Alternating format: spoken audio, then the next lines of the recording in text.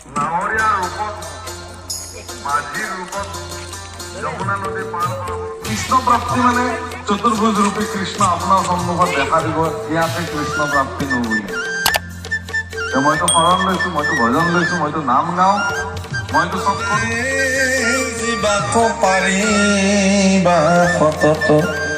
তুমি তপস্যা নকৰাকে, সাধনা নকৰাকে, তত্ত্ব নোলোৱাকে সৃষ্টি কাৰ্য কৰিব তুমি নোৱাৰা। যদি তুমি সাধনা কৰা তেতিয়াহ'লে তুমি সৃষ্টি কাৰ্যত তুমি পূৰ্বৱতে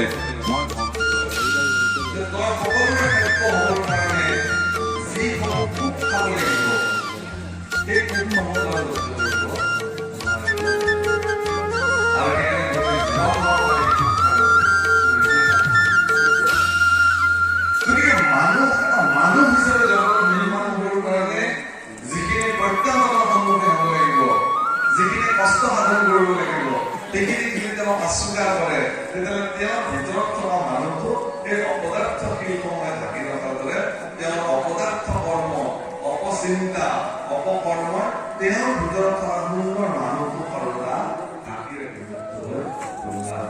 ভাগৱত শাস্ত্ৰৰ প্ৰতিটো বাক্যই তেওঁলোকে আমাৰ ভিতৰত প্ৰচণ্ড হাতুৰিৰ কোব, যাক পঢ়িব নোৱাৰিলে মানুহ মনুষ্য হৈ নিজৰ নিৰ্মাণ নকৰে। মহাৰাজ পৰীক্ষিতৰ দৰে পৰম প্ৰতাপী আৰু প্ৰবল ৰজা প্ৰতিটো হাতুৰিৰ কোবৰ দ্বাৰা ভাগৱতৰ প্ৰতিটো মন্ত্ৰই তেওঁক দিনে দিনে সুন্দৰ মানুহ ৰূপে নিৰ্মাণ কৰিছে। আৰু সেই পৰম্পৰা আজিও অব্যাহত আছে। নহ'লে আপোনালোকে জনপূৰ্বতীয়া ৰাইজে ভাগৱতৰ আজি কৰিলে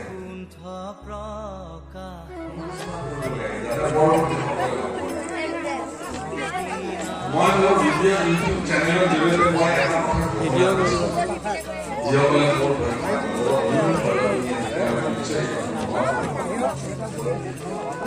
পিতৃ-মাতৃসকলে মোক এটা প্ৰশ্ন কৰি কৰে সকলোৱে যে আজিৰ প্ৰজন্ম শুদ্ধ কৰিবৰ কাৰণে আমি কি কৰিব লাগিব?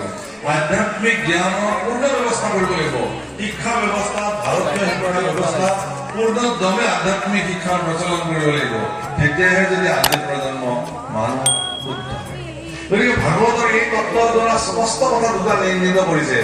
যদি তপস্যা